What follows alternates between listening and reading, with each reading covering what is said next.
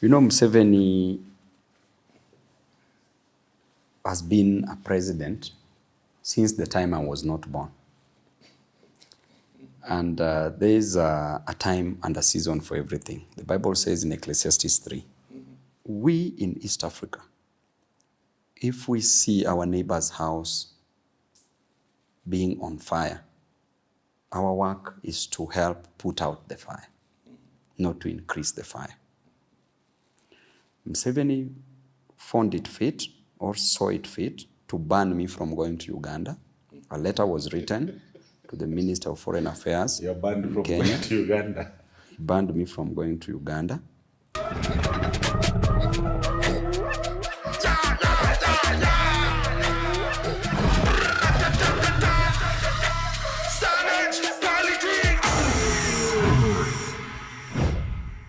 Welcome to Savage Politics again. I want to thank our viewers. Today we have a guest. I'm sure everybody will be keen to hear his views. A young man with a lot of experience in leadership, both for the young people and now at the really leadership at Parliament. Mheshimiwa Babu Owino. He is an actuarial scientist. He is a member of Parliament for Embakasi East. And I'm sure there's nobody in Kenya who doesn't know Babu Owino. Karibu, Mheshimiwa. Asante sana, Mheshimiwa. Karibu sana. Thank you very much. Yes. Without much ado, Karibu Babu. Asante. We just have a general discussion on the happenings in the country, the happenings in the continent, in the region. There are many things that have been happening, starting with the action by the Gen Z generation, where I saw you are extremely active. Very successful first demonstration. The second one, a bit of interference. But thereafter, most of us believe the demonstrations were never Gen Z again. They had been hijacked by some people. We don't know who. And particularly in our major towns, in Kakamega, in Nairobi, in Mombasa, Kisumu, where we saw a bit of violence. Something that has always been associated with our candidate for Africa Union, because he had led the opposition for quite a while. And what defeated Kenyans is that these were Kenyans, young Kenyans, harmless, carrying no weapon, genuinely demonstrating, not agitating for any individual as a politician, agitating for themselves, what they were feeling, the hardships they are going through, not only them, their parents and everybody, and the way they looked at the country, they looked at the way you people do your budget in Parliament, and they were comfortable. Thank you, Honorable.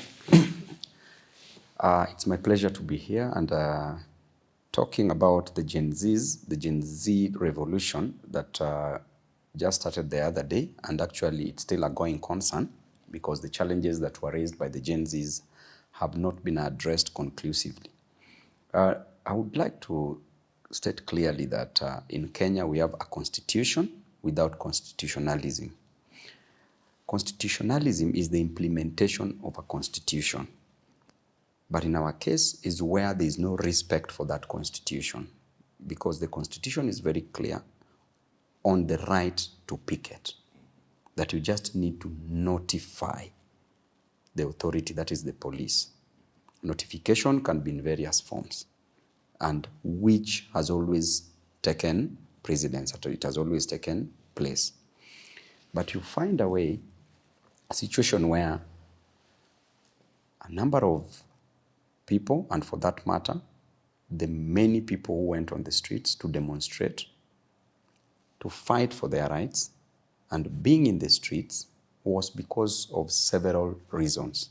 Number one, because of the high cost of living. That is why they were in the streets. Number two, because of overtaxation, where overtaxation could still lead to further high cost of living. And that came as a result of the finance bill. And number three, because of unemployment. Then we have the increment in the education fees. So when the Gen Zs came out to demonstrate against these the vices, they were right within the constitution. They were armed with their brains. They were armed with phones. They were armed with placards. And they were armed with nothing but a reason. Bottles of water. A reason. Yes. Bottles of water. And a challenge. Yes. Or rather the challenges that they were fighting for in the streets. And then the authority that is led by President Ruto came out very viciously, very strongly. Instead of listening to them, they decided to attack them. Ruto decided to kill and to maim several Kenyans in this country, the Gen Zs, to be specific. In 1982, during the coup, Moi only arrested people. He's not quoted anywhere to have killed people who went for the coup, and especially the students. The Gen Zs who are demonstrating, majority of them are students. So we are not told that the students were killed during that time, were butchered during that time. Ruto, being a student of Moi and has learned most of his politics from Moi, decided to kill students. The Gen Zs were protesting because it is a right to protest, because either way, there is a high cost of living that they were against. So what the president ought to have done was simple: to listen to these, our brothers and sisters, who are his children, the age mates of his children. When you are a president and you are rejected in a nation by your own children, then the best thing to do is to resign. You throw in the towel, because if your child can't listen to you anymore as a parent, then the best thing to do is just resign if you can't give them what they want. To add salt to an injury, Ruto decided to further dissolve his cabinet and appoint the same people back to cabinet. And there are those that didn't make it back, but he appointed his proxies, their proxies and their relatives and their friends back to the cabinet. That was telling you that, Mtadu, it doesn't matter, but there's nothing that you can do. But I can remind him that there are several revolutions that took place in this world. There is the Chinese Revolution that took place in China, that was headed by Chairman Mao Zedong, together with Deng Xiaoping. There is the Russian Revolution that took place, that was headed by Vladimir Lenin and Joseph Stalin. There is the French Revolution that took place when people were advocating for three things: equality, which they called equalité in French. Then there was liberté, that is liberty, that is freedom. And the moment they were advocating for the low cost of the high cost of living to be lowered, the cost of bread had gone high, and when they went to the king, Louis, they asked him to lower the cost of bread. And Marie Antoinette, the wife to Louis, came out clearly and said that if there is no bread, why can't you eat cake? There was a revolution that led to the guillotine of the king, together with the wife, that followed in that order. We have the American Revolution. And then back to Africa, we have a revolution that took place in Sudan, the larger Sudan. We have the Arab Spring. So in short, I'm trying to tell President that nothing is impossible for Kenyans. Article 1 of the Constitution gives Kenyans an authority. They are the supreme. They have the sovereignty belongs to the people. And therefore, he's just a custodian. He's just having what we call the fiduciary relationship. That is a relationship based on trust to work for Kenyans. And therefore, Kenya does not belong to him. Kenya belongs to Kenyans. So, what I would like to say in a nutshell is that what was being done by the Gen Zs, we were in support of it as millennials, their brothers. As millennials, we were in support of it. This is a continuation of what we used to do when I was a student leader, having served for 4 terms as a student leader at the University of Nairobi. We used to advocate for whatever our Gen Zs are doing at the moment, the high cost of living, corruption in this country, and even the plight of comrades when university fee was being increased. I remember when Ruto was a minister for higher education, he came up with the idea that they wanted to scrap off social sciences courses. And we went on the streets and he said that he never said that before. So he's a person who does not listen to dialogue. And I encourage the Gen Zs that most of the time dialogue will fail with Ruto. And therefore, when dialogue fails, the next best alternative solution is to apply force, but reasonable force. And reasonable force means go on the streets as enshrined, as envisaged in the Constitution. And therefore, you shall win what you want. The ODM leadership at the top all joined the government, other than the party leader. Very key leadership in ODM joined the government. And the statement we've had is that ODM, we are ODM, we are an opposition party. We are not part of Kenya Kwanza government. What is the integrity of these statements coming from ODM? What I must say, first of all, is number one, is to take this opportunity to wish Baba well. Today, he's launching his bid to be the AUC chairperson. And as a member of parliament who was elected using ODM as a party, as a vehicle, and as a person who has always been a strong believer of Baba, it is only fair for me to wish him all the best as my party leader. And I know that Baba has been an icon in this nation, a person who fought for multipartyism. In addition to that, he helped and fought for the promulgation of our new constitution. He's also fought for major issues, high cost of living, among others. So he's a person who's always meant well for this nation. And then there is the elephant in the room where Baba now has to go to Ethiopia, Addis Ababa, kwa Baba. And he's been really campaigning for this seat. And deep down my heart, I really want him to win this seat. All of us want him to win. Yes, as a person who's really tried for this nation. Then the Gen Zs came. And Baba, deep down his heart, the Baba that I know, is a Baba that would have done the same thing that the Gen Zs were doing, and that is to advocate for the rights of Kenyans. Then I did talk to Baba for over 2 hours over the same issue. When he was still in Dubai, he called me. I talked to him for over 2 hours over the same issue.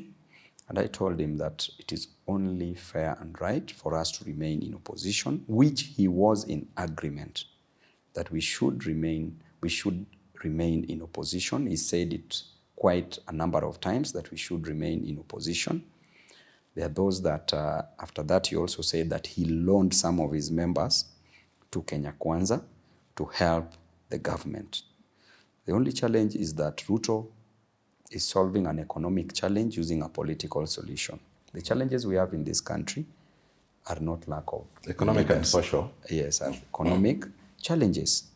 And therefore, the decision that Baba made, he made a decision that he loans part of his ODM members to government and ODM should remain in opposition. I did say that the day that if Baba goes to Addis Ababa, now we remain with Babu Owino as the chief opposition leader. Baba has walked his journey. He has done the best. And the day he goes to Addis Ababa, now Babu Owino should take over. And Baba should make Babu Owino the ODM party leader. Now everybody has been given their positions. Only Babu Owino is remaining among his foot soldiers who believes in him and trusts in him. And he should call me as his son, hand over the baton, and see the way I will deal with Ruto in this country. Yeah. The integrity of all these stories, because Kenyans are really wondering, is it just the African Union seat that seems to have compromised the integrity of what we are hearing from ODM today? Because the loaning is question mark, really doesn't come out as something serious from an opposition party, which is supposed to be ensuring and holding the ruling party accountable. Baba is a Kenyan. Any Kenyan leader, whether in the opposition or on the side of the government, his first duty is to take interests of Kenyans. And now that Baba had offered himself for African Union seat, it is not a favor that the president is doing Baba. It is the responsibility of him to advance interests of Kenyans and the country at large. So this loaning, was it a condition for the support for African Union? Or really, because I'm just asking, the integrity of the statements that are coming out doesn't add up. Here is Sifuna with my friend from Kitale. They want to go and meet in Kakamega to talk to their community, and all of a sudden they fizzle out. Sifuna being somebody we know, Amisi being somebody we know, they are very forthright. All of a sudden, the tone of Amisi changes. Is there some twisting, some threats? So with all this suffering, looking for the Mandela legacy, looking for the Nkrumah legacy, looking for Mwalimu Julius Nyerere's legacy, why would you compromise it?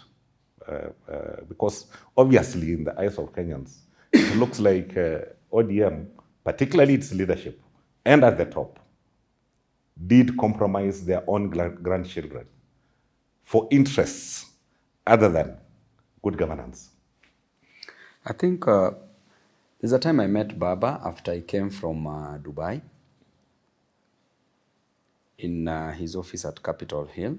We really talked for a long time, and I did ask Baba what his stand was on the current affairs, and it was very clear that he was opposing what the government is doing and the excesses of the government. Then I told Baba that... What about the excesses of the goons? And we know the people who own goons in Nairobi, Mombasa, and Kakamega is actually ODM, to be precise. Now, then he told me clearly that I asked him, Baba, if I could still go on with the role of opposition, which is what I really wanted. And he gave me a green light and told me, follow that direction. That he told me verbatim.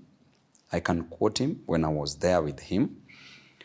And so coming back to the leaders who made their decision on whether to go to Kakamega or not, here I can clearly tell you that Baba is a leader who probably might not force something down your throat, according to me, because I told him that I wanted to remain in opposition, and he told me, you remain in opposition. So I think based on that, I can defend him just based on that, because he told me I can remain in opposition. When you come to the issue of goons, if you look at the people who are joining these mandamanos, there's so much information and allegations on who was sponsoring them. In addition to that, look at the supermarkets which were being looted. What were these people looting? Majorly was food. So it tells you that Kenyans are hungry and angry. So many of these people were running away with unga, were running away with food items. There are those who are snatching phones from Gen Zs. And now, if we notice that there's this challenge and there's this problem, what is the root cause of this problem? So that next time, if there's another mandamano, we don't get to this. The first challenge is that these goons, these people, were snatching phones because they lack jobs. Number two is because they lack food. That is why they were taking food items from these supermarkets. So what should the government do? The government should create jobs so that these our brothers and sisters can be employed, as was promised by Ruto. The government, in addition to that, should ensure that those problems and challenges that are affecting Kenyans are addressed decisively. That is the role of the government, because when Ruto was campaigning, he was clear about what he will do. He said that he will promote a mama mboga from selling a mboga in a kiosk to graduating into selling a mboga in a supermarket. He said that he will make a boda boda rider graduate from riding a boda boda into driving a bus, or rather buying a bus or a matatu. We have not seen those changes. Instead, we are seeing a situation where people are coming out in the streets. He is the first president to have been revolted against in the history of this nation just by citizens, strongly, without any political motivation or involvement. So therefore, we need to look at the root cause of these so-called the goons who joined. What were their challenges? Their challenges are the same challenges as other Kenyans. And that is why they saw the need. They said, give me liberty or give me death. So many of the Gen Zs were killed because of the challenges that we are facing. They died for us Kenyans so that we could be liberated, so that we could cure all the challenges facing Kenyans. Interesting. Way forward for the young people. When I was listening to the launch of Baba as our candidate for the AU chairmanship, and along the way, Museveni is a revolutionary. In mind, he is. Secondly, you cannot accuse Museveni of lacking a vision. He's very clear in his mind about where the African continent should be going. He has been the president of Uganda for a long time. He's my very good friend. I admire his politics. I admire his thought process. I admire his vision for his people. But he did mention you, and he said, I'm accusing Babu. Let me make my comments before I ask you to comment. Yeah. For me, really,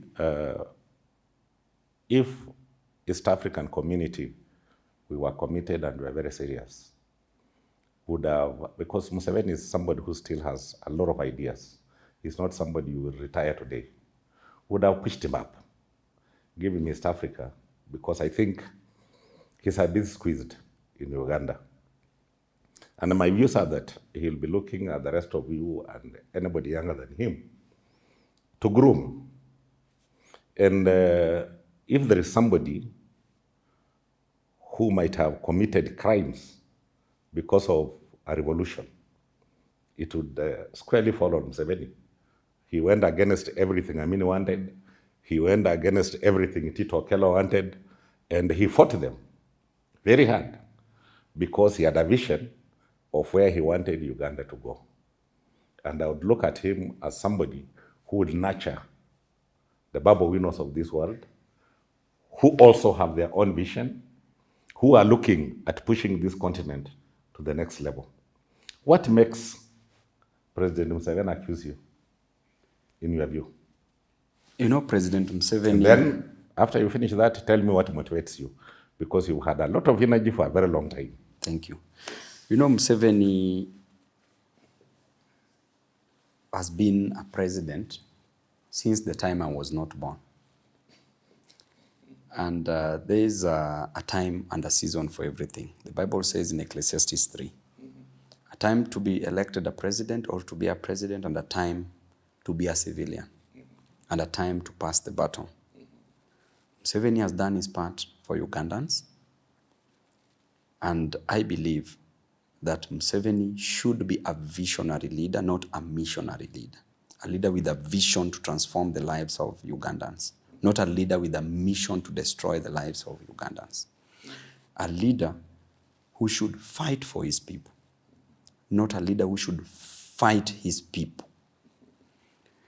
Therefore, we in East Africa, if we see our neighbor's house being on fire, our work is to help put out the fire, not to increase the fire.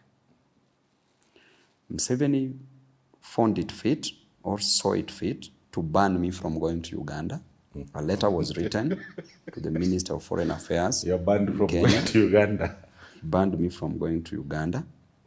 But Uganda is East Africa, you know. Yeah. Uganda is your home. Yeah. And So much now- more so, you come from Nyanza, Yes. where we have a large community of your community in Uganda. How can that be justified? So he says that I am persona non grata and I should not step in the soil of Uganda. But he comes to Kenya using my constituency, through my constituency, which is Jomo Kenyatta International Airport. Yes. So me, I welcome him. Yes. And him, on the other hand, he doesn't want to see me stepping in in Uganda. What did you go to do in Uganda that President Museveni got very uncomfortable with you? Museveni is saying that we are interfering with his leadership. And what we are advocating for is for Ugandans to fight against the high cost of living again, issues of unemployment, corruption. Just the same challenges we are facing here in Kenya are the challenges that Ugandans are facing. And as a leader in Kenya, I'm not just a leader in Kenya, but a leader in Africa. And I should not see something happening which is wrong and keep quiet about it. And therefore, if I was supporting Ugandans, then it is my democratic right.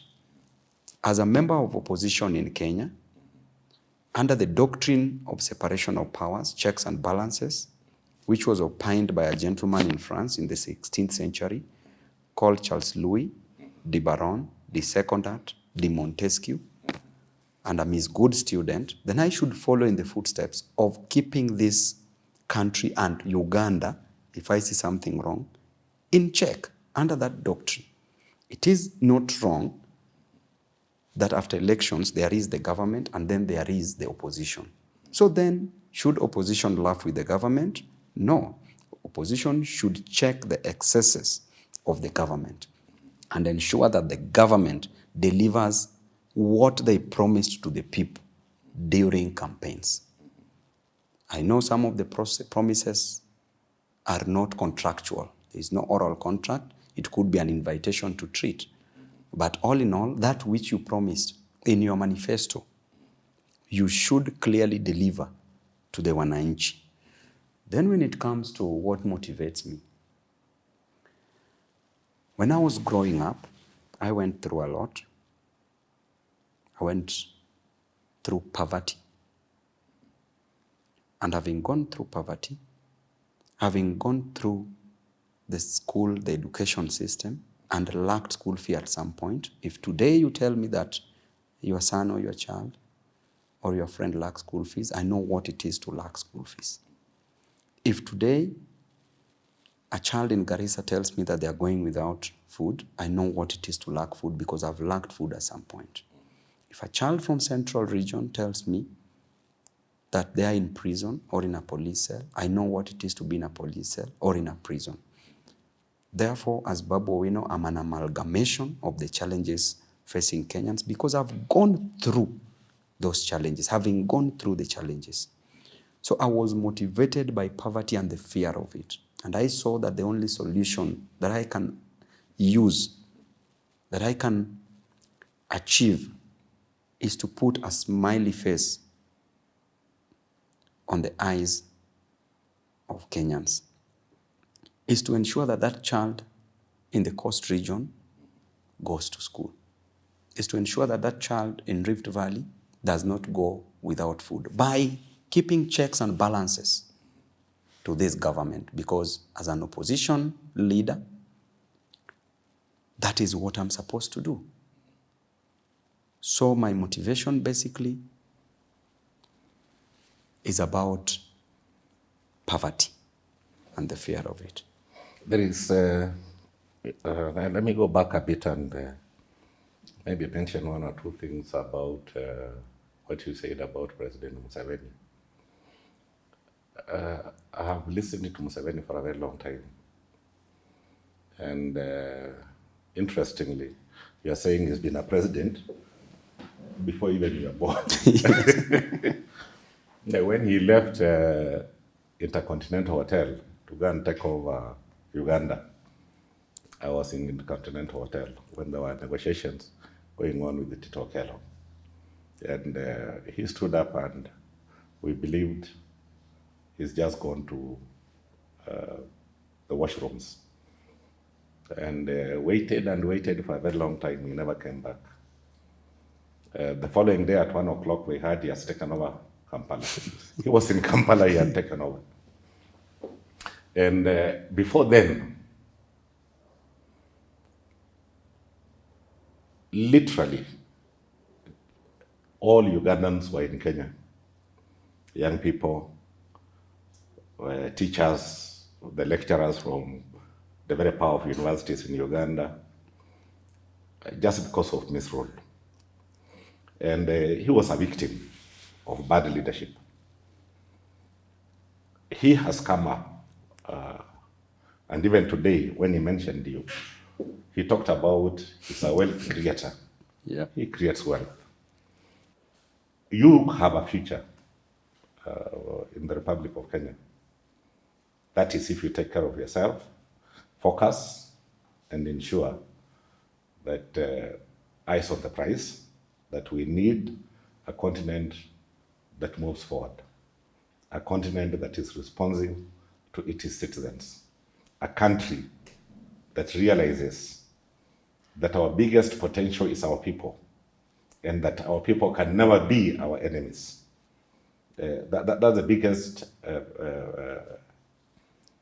commodity any country has. Japan moves on its people alone. There's no minerals, there's nothing, but it's people. Give us your vision. Now that you said Museveni is a missionary and not a visionary, give us your vision.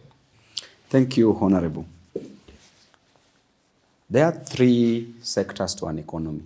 The first sector is the service industry. The service industry contributes 65% to our economy. That is insurance, among others, education sector, and the health sector.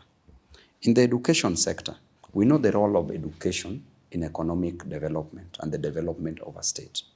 In provision matters skills. Therefore, a country that is not educated is a country that is likely going to fall. Because if you go to any sector, in the agricultural sector, you will need people who are educated to know in what ratio to mix a fertilizer to get proper production. Yeah.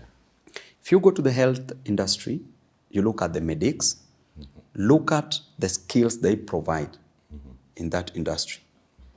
Then go very fast into the construction industry, look at our engineers. So basically this nation is run by ideas, by skills, by people who are educated. So therefore, what do you do to education? Kibaki did it, declared together with Raila. They declared free primary education. When Uhuru came and said that there is full transition from primary to secondary, there was that. Why can't we as a nation organize for free secondary education and even further free university education? During President Ruto's time, he used to get what we call help. He joined university in the year 1987. During that period, there was boom. There was no help. Boom was more of a grant. Where you are called to a university, you are allowed to get education for free. Then there came HELB, Higher Education Loans Board, where nobody was allowed to remove a coin from their pockets to be educated. So long as you passed examinations, then you could just join an institution of higher learning. Then you pay later after graduating, but you have already acquired knowledge, acquired skills. Then Kibaki came up with the idea of introduction of institutions of higher learning in every county. There was the introduction of the TVETs, where if you don't qualify to join university, then you can go learn matter skills. Be a plumber, be a carpenter, be an electrician, a hairdresser, all this. So which means that we need to promote education in our country by making education free. Right now, there is the elephant in the room, the new funding model. Mheshimiwa. Today, a child who is living in Kilifi is not allowed to get educated in Kenya because the cost of education has gone up. You and I know very well that the Constitution, Article 260, states clearly that the definition of an adult is a person who attains the age of 18 years and above. Then in the Children's Act 2022, the definition of a child is a person who is below the age of 18. Then the definition of the Age of Majority Act, Cap 33, Section 2, states clearly that a person ceases to be with any disability so long as they attain the age of 18 years, the majority age. Why am I quoting all this set of laws?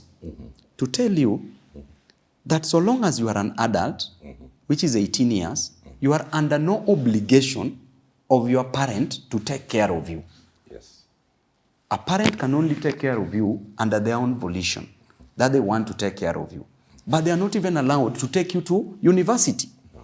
So then, why are you putting different bands to discriminate on the 18-year-olds who are joining universities, who have never gotten any job, who are earning nothing? The only way an 18-year-old can get money is through the law of succession under probate and administration, where if a parent dies testate, means that a parent died with a will, then the testator, that parent who wrote the will, probably left a property or a legacy or a gift in the name of that child. Then that child will have money because they've inherited something. Or if a parent dies intestate without a will, then equally that child is entitled to a property or even money. That is the only situation where an 18-year-old, an adult, can have money. But apart from that, why is the president assuming that these parents should pay for their children school fee? Yet they are not obligated under law. At 18 years, they should leave them to take care of themselves. So legally, that is completely wrong. Number two, assuming that a parent wants to take care of the child. Then we have a mama mboga who earns 200 shillings per day. In a month, it is 6,000 Kenya shillings. Then you are put in band 1, which you need to pay school fees of 9,000 Kenya shillings. And you have 5 children who are in high school and some are joining university. If today a child is being sent away from school because of 5,000 Kenya shillings, because day schooling is 9,000 Kenya shillings, and that child will stay home for a whole term because the father cannot afford, the mother cannot afford. How do we fail if it is education that made Ruto be a president today? Were it not for education, he would have never moved from Sugoi to Nairobi. Were it not for education, he would have never known you. Were it not for education, because it is you who built him. Were it not for education, he would have never been a member of parliament. Were it not for education, he would have never been a president. He would have never known how to steal votes. Were it not for education. Because even stealing votes, you must be educated. Some intelligence.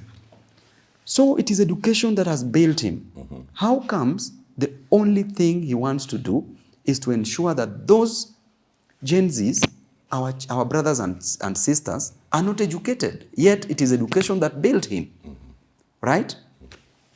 So in the education sector, I would like to urge even the student leaders to come out strongly together with the students, to go on the streets peacefully and demonstrate there, because that is where their cries will be heard.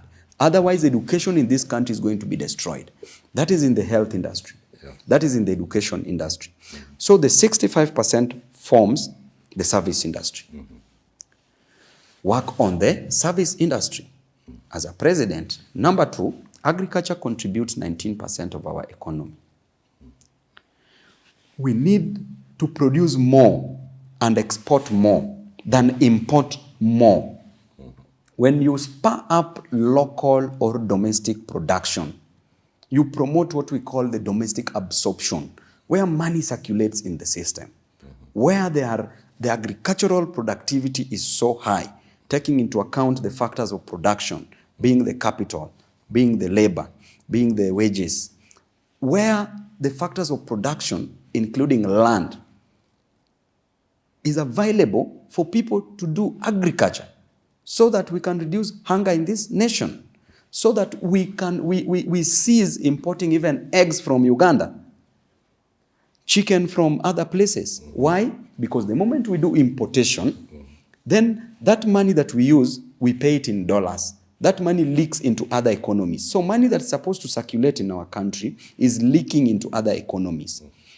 And what will happen? Because we produce less in terms of agriculture, the demand of these goods are high, and therefore the demand will shift from the locally produced goods to the foreign produced goods, to the imported goods. What are we trying to do? We are trying to promote what we call the foreign absorption, which is dangerous for our nation.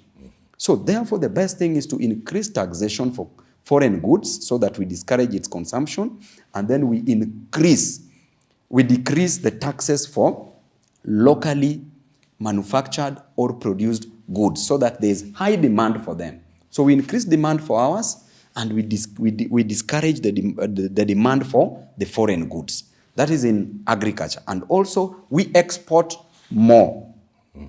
When we export more, which is called mercantilism in economics, that produce more, export more, you will gain more. And will spur up an economic growth, rather than import more and lose money into other economies. Next is the manufacturing industry. In the manufacturing industry, we have manufacturing and we have construction. In this industry, we need also to produce we need to encourage locally manufactured goods. Why do we construct a railway and we import cement? If we can use fluorspar in Kenya and manufacture more cement. With the manufacture of more cement... Limestone. Limestone. Yes. With the manufacture of more cement, we will create more jobs. We will employ more people, and we will spur up economic growth.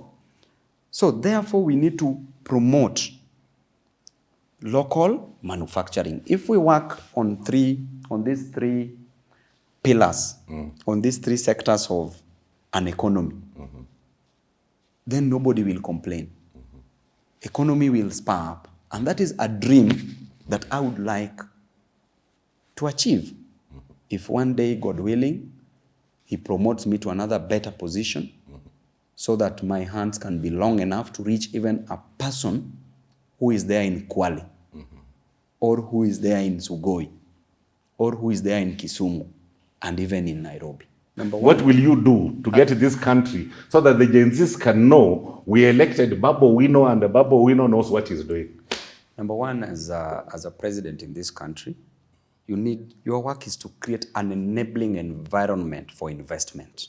Enabling environment is created by lowering taxes so that people can get attracted. Investments can come in a nation because any investor will be discouraged if taxes are increased. The first thing you must do is to discourage the high central bank rates, which is in higher percentage. And what is its impact? The commercial banks borrow from the central bank. If there is a high interest rate in central bank, it means that these commercial banks will also increase their interest rates. So if a person wants to start business, will be discouraged from taking these loans. Why? Because two things will happen. Number one, if they take the loans and invest, they will want to increase the value of the goods they produce so that they can recover on the loans plus the interest. And that will discourage demand and will make people turn to foreign, the imports, the foreign goods, which are the imports, and discourage consumption of locally produced goods. Number two, a person will close down his factory. Why? Because they cannot grow that business because the taxes are high and therefore the loan interest is high. So that will lead to loss of jobs because those industries will be closed down and people will lose jobs. So what do you do? I see President Ruto moving around and saying that he's building houses and his main is to create jobs. Not everybody is a mason, not everybody is a carpenter. Not creating an asset. The role of the government is not to build houses for its citizens. The role of government is not to provide private goods. Housing is a private good. The role of the government is to provide public goods like roads so that it opens up different areas in a country for people to invest, for more industry, for more businesses to be set up, to create more jobs. The role of government is to promote consumption of merit goods like health and education. Because a nation that is not healthy cannot also work. A child that is sick cannot go to school. The role of government, if it wanted to cure this menace, the issue of the housing, the unaffordable housing, that is what I call it, because it is not affordable. 3 million to a mama mboga, when will you save to get 3 million to pay as a deposit to have a house? The other day you saw floods in Nairobi. Not one single person was moved to those houses, even the humanity basis of it. We didn't see in the president. So which means he wants to do business with those houses. So therefore, the best thing that the president would have done is to focus on proper infrastructure. Do electric train so that a person in Naivasha or Kisumu or Kiambu will not want to stay in Nairobi, will work in Nairobi and go back to Kisumu within 30 minutes. Electric train. I want you to help me to understand. So, how will we create this wealth to have the electric trains? How will we create this wealth to expand the tax base? How will we create assets which we can use to pay off some of the debts and create, The answer is very simple. Yes. That number one, what are the ways by which a government makes money? Yeah. Number one is through revenue collection. How do you collect enough revenue? By lowering taxes and creating more demand. With more demand, there will be more supply. If you want to spur up an economic growth... You can't just lower if you want to taxes. To lower taxes, you must have somewhere else where you get that money. I want to... That's what I'm explaining. I want you to elaborate that. Today, if you have... You want to be a president, so yes. Really you have to tell us... That is what I want to explain it. Not will politically. Come with solutions, and it's not just politics. You are an actual scientist. I'm explaining it economically. Yes. Now, in economics, if you want to spur up an economic growth, number one, inject money as a government into the pockets of the people to create a spending frenzy. How do you do it? That is where I'm coming from. Yes. As a government, you can create different opportunities for people to get jobs. Through number one, constructing more hospitals to employ more doctors. Number two, now, before I go to all this, there are two ways by which government raises money. Through taxes, through collection of revenue. Okay? Collection of revenue, number one. Number two, through loans. Now, talk to me about exploitation of our resources. I'm coming there. Those are raw materials that we have in a nation. Because we really need but to before we reach them, there, and we don't need to attract people from out there. Before we when reach Babu there, Owino, an actuarial scientist, is here, he could be the biggest industrialist in this country. Why are we waiting for people to come from out there? Before we reach there, those are raw materials where if we construct factories or industries, then we convert them into finished products to be consumed by available market in Kenya as they pay for it, as money circulates. So through that, there's also the tax system that Kenyans don't oppose, but they only oppose high taxation. But high taxation will always lead to low demand of a good. For sure, there's no government that will ever grow through taxation. The moment there's low demand, people will buy less. They will not buy more. Therefore, that taxes that the revenue that the government is collecting will be less. So therefore, put tax at a favorable situation where people can spur up the demand. When the more they buy, the more the government earns. So you get revenue in form of that. Then use that revenue to build up industries, to build up schools. Just this something we are going to do to enable you to bring the taxes down is what I'm looking for. You know, because these are through laws. You can bring taxes down and you can't pay your civil servants. You can bring taxes down and... Do we agree that high taxes will not make you need to do something to bring taxation down? What is this something? Because Babu Owino wants to be the president of Kenya and he must provide opportunities for the Gen Zs and you relate to them very well. You can be their leader anytime. Mheshimiwa, let me finish my explanation. Yes. Because I started by saying na kusukuma ndio useme. Tunataka kusikia. I want the flow of thought so that I don't jumble up issues because I'm explaining serious principles in economics. That Mheshimiwa, there are two ways by which the government gets money. Through revenue collection of the citizens available. Yes. And number two, through loans.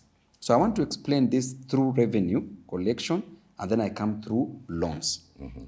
Okay? Because you can equally take loans to come and set up industries. Taking a loan, now let me go back there, then I come back to revenues. The government can take a loan. Taking a loan is not a problem. In economics, there's what we call the theories of consumption. And the first theory is called the life cycle hypothesis. There are ratios. You can take that much loan to be supported with your production. Not just taking loans. Yes. Your production must support it. Let me come there first. The moment you take a loan and you use it to pay salaries or recurrent expenditure or for patrimonialism where you want to please people, that loan is called unproductive loan. The moment you take a loan to build roads, to build factories, that loan is called productive loans. To put up lapset. Perfect. That's a productive loan. That is a loan that is called productive loan. Therefore, it is not wrong to take a loan under the theory of consumption called the life cycle hypothesis that brought up the idea of the mortgage system and the loan system.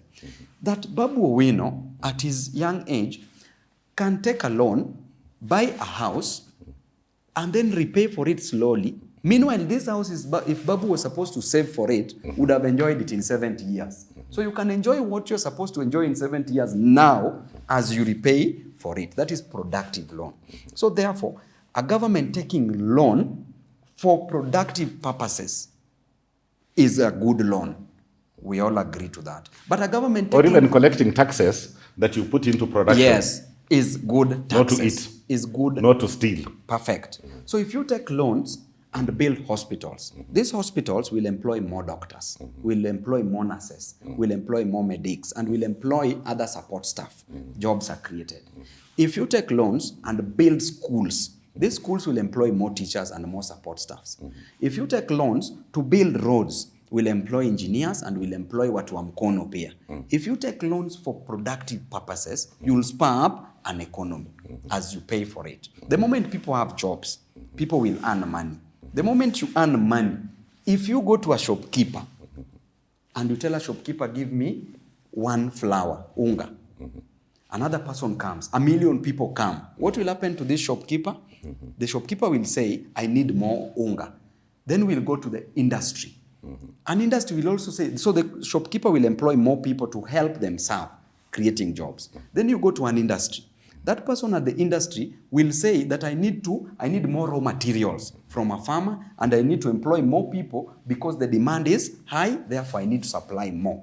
So that industry, that person at the industry will create more industries for production of more unga and will employ more people. Then a farmer at the farm will say that I need to employ more people to help me farm more maize so that I can supply that industry. So along the way, there is creation of jobs along the way. And as you buy, you are remitting back to the government in terms of taxes, VAT, so that government can also earn. Then government should use that money for productive purposes, not wastage, not pilfering, not stealing, not defrauding, not misappropriating. So you are telling me we need a supply chain from the farm? Yes. We need a supply chain from a mine, come with it all along, a proper supply chain, then turn it into a value chain.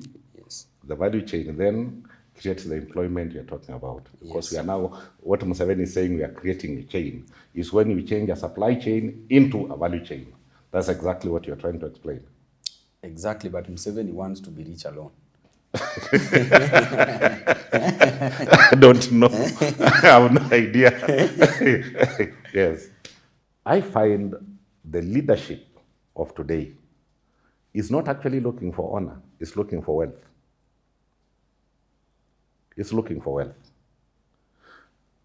I wanted you also to imagine, because we were told the coffers were empty. When somebody left England and came to Africa and came here to Kenya, he came, we lived in our huts, we roamed the plains and did everything else. How did he, because it's so basic, how did he then start creating wealth? Because remember Magadi Soda started going to Europe. Yes. You remember the gold rush? Yes. You remember all those things? Why aren't we doing that for ourselves? You know, Mheshimiwa, the problem in Kenya... We keep on talking about investors when we have local investors. The problem in Kenya is not about money. It is about poor leadership. Yes. Poor leadership has led us to where we are. Why? Because we enter agreements with some people from outside Kenya. Whose intentions are different. Who take our raw materials. Who take even our labor. And by the way, when Ruto said that he's exporting labor, that is brain drain. You don't train labor and export your biggest investment. How do you throw it to go and develop somebody else? Somewhere else. You're not thinking properly. That is properly. Wastage of resources in education. I agree with you. And therefore, we don't need to support this new colonialism where they control everything that we have. We have raw materials that should be used here. We need to export. We don't need to export to import more. We need to export more to create wealth for our nation so that money can circulate in our nation. But we import more and money is exported outside. So we lose money into circulation. That's true. Then, Mheshimiwa, leadership is about others. The moment you are a leader, you need to choose whether you want to make money or you want to lead. A unique calling. Yeah. It is a calling where God is telling you that I give you this responsibility and opportunity so that you can be a bridge between God's people, between their dirty past and their golden tomorrow in the foreseeable future. Not being a wall. Thank you. But being a bridge. Thank you. And Mheshimiwa, also have a question. No, that's a very good statement. I know you've been very passionate about the plight of Kenyans and the challenges facing Kenyans. From 1992, when you were in YK 92. Yes. We knew you from then. Then I was still a toddler, Yes. still a very young person. Yes. But even 500 Kenya shillings was named after you. Me. Mm. There is no any other person in Africa or in the world that money has been named after. Yes. And anytime we saw 500 shillings from adults, Nipatie Jirongo moja. They were saying, this is Jirongo. Nipe moja. First of all, how did you manage? And how was were you named after? Let me tell you. Yes. Essentially, I'm a businessman myself. Let me begin from there. In 92, I was nominated by Moi to go to parliament. I was made a minister by Moi. I refused. That is how Moses Wetangula got nominated to parliament. I refused. I had nothing to do with politics.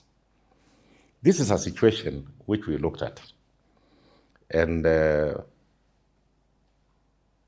we looked at it, those fellas, the opposition was coming up strongly, Moi was there, and they were all fighting. I was in the construction industry myself. I was doing Wakin Hazina Estate, Saika Estate, the Nyayo High Rise. I was doing my business. I was a happy man, enjoying my money, very, very happy. So a friend of mine pushes me that you people must come and help Mzee Moi. I decided to put together a team of 23 young men, not the KANU youth who were waiting for handouts. People had their own money. Their names are known. Then in the process, we decide the only way we can deal with some of these problems that the opposition is raising is to take over this KANU ourselves. So we were also on a mission that we are on today. We intended to take over KANU. We finally managed to do so. We finally managed to put some of us into leadership, but it was a long, long, long journey. We fought hard. Bullets were fired at some of us. So what we are going through is a cycle. And that's why I'm so interested in your politics that I really requested you that let us have a chat. When you have money and you live well, and a new note is printed by Central Bank, like today, Babu Owino is a young man among us, the young people. Supposing something good was coming out of Kenya Kwanza government and you're with them, obviously, it will either be called yourself or it will be called Baba, the nicknames that we have. So that's how the note ended up being called my name. But I want to tell you, with my experience, I think I led the first youth movement in this country. And I had goodwill and a clear. The first enemies you have are the people you work with. It took me a long time to learn that. The second layer of enemies you have. So how do you deal with them before you go to the second? The people you have, your biggest enemy is your best friend. You got to be very careful. Note that all they tell you is true. And as a head of state, the people around you are your worst enemies. What they tell you is to please you. They will never tell you the truth. And all of them, remember this, have an appetite of sitting where Babu Owino is sitting. And they look at you as if, by the way, Babu Owino is my age mate. Why is he an MP and I'm not? There is that. So you should not have friends? So you should have friends, but you must be intelligent enough to understand. By the way, there was a coup in YK92, led by the young men, same young men I was leading. But of course, I quelled down the coup. But I did not use tear gas. I called people, we sat down, what is the issue? And then I found, Sam Nyamwea and others were feeling Jirongo has become too close to Moi. If we are the leaders, we will become close to Moi. Those cheap mentalities, you'll have them everywhere. And you'll find those who are going to compete with Babu Owino have no vision at all. I've been very persistent in trying to find out, why are you looking for leadership? If you really followed what I was trying to find out from you, what are you able to do? What is this passion? You have a passion. What is this passion that you want to offload to Kenyans? That I'm the great Owino, Babu Owino, who took over Kenya and became the new tigers of Africa, Because if Kenya changed it today, I can tell you we will influence Tanzania, we'll influence Uganda, and they will change. I went to Tanzania the other day. We have KCB here. They have now put up Tanzania Commercial Bank, which is a new bank. So we lead, but being a leader without knowing you are a leader, and those coming into leadership without knowing we are somebody that we are supposed to be looked at, is the problem of this country. What is the second problem? There's the second biggest problem you'll have is who you entrust with driving the vision that you have. Because they'll craft their own mini visions along the way. And that happened with the Kenyatta. Lastly, Mheshimiwa, you know how to be both young and to be your age. Yes. Babu Owino and other youthful leaders only know how to be youth. Yes. What can you advise the youth? I've already mentioned my advice. It's a long journey. For Uhuru to become a candidate who is our age, we are actually age mates with Uhuru. It was a war, where then Ruto got an opportunity from it. But I'm not very proud of what they did. And that's why I'm so particular in the questions I'm asking you. I can't tell you Uhuru was a great leader. I can't. I can tell you Kibaki was a great leader. But I can't comment even on the current leadership. There is no leader. Because if you look at the vision that we had and the things we are discussing, people change completely and they are totally different. I met Uhuru less than 4 months before elections. Yet this is somebody who will come and even sleep in my house in Kitale. But when he became president, we never met. William Ruto, I've met him twice. And the 2 times it wasn't very interesting. We don't talk. After he became president, we don't talk. Because my thinking is totally different. I have learned another thing. The most stupid thing I've been is to be honest with myself. Because I think I should always avoid going to court because I can be jailed. Honesty is good, Mheshimiwa. These people, is very difficult in this country to find a politician that is honest. You have to be very careful. Among us, the young people you will put together, we are there every day to work with the rest of you. You have to check their integrity. Above all, the intention. Why are they coming into leadership? What is the intention? You're right. As a leader, we know that honesty or the truth, it comes last, and it can come when so much has happened, okay? And lastly, Mheshimiwa, this, it is said that you're the one who brought William Ruto into politics, that you held his hand and brought him into politics. Who is this Ruto from the time of his childhood? Because seemingly you spent Ruto is a young man compared to my time. age. Eh? I did spend a lot of time with William, but I cannot tell you about his childhood. I can only tell you about the period I spent with him. And when I talk about it, it looks like, what kind of man is this? Why are you talking against your brother or for your brother? So I always like avoiding that topic. When I told Kenyans that I'm not seeing true intent of leadership in my brother, the intent is different. I was told I'm jealousy, right? So I avoided the topic, I left it. But it's good that Kenyans will judge for themselves how good William has been a leader. And next time, maybe when Uhuru speaks, when I talk, they might listen. Because Uhuru told them that my experience with my deputy, I don't believe he has the good intention for leading our country. Having spent some time with him, and I know that from experience now, that Ruto has a bad heart. Is it true? He's not like you and me. He's not forgiving. If you wanted that answer. He's not. When I quarrel with you now, I'll forget about it in 10 minutes. And I'll believe it is over. But we are not all made the same. God makes all of us. We are all one, as far as I'm concerned. Because in all of us, we are spirit, we are soul. Spirit is one. So we are all interconnected somehow as the human race. But there is that earthly part of us, which is the ego, that drives our pride.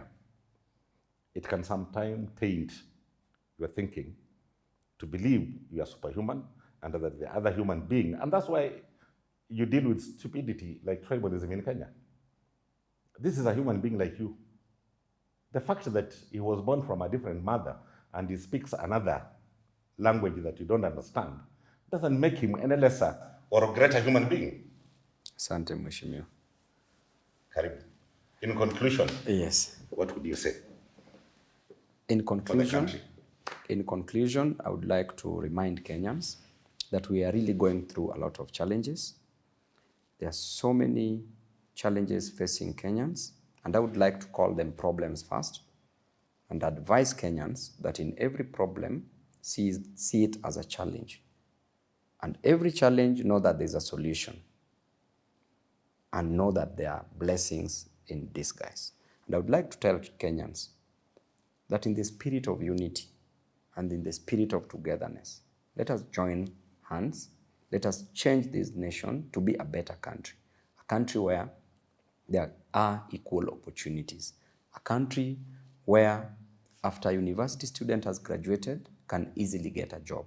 A country where those who are not blessed to go to the university because of various reasons can still get a job as to their description in life.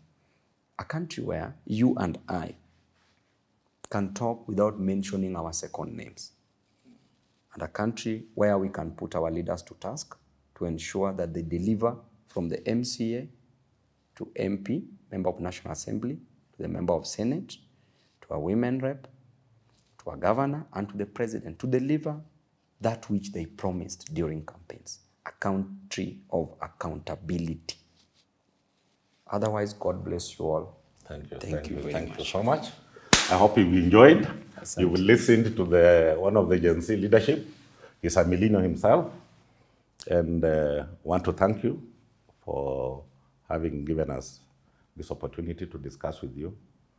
My advice is, it is not a 1 day's job. Yes. It's not a 1 year's job.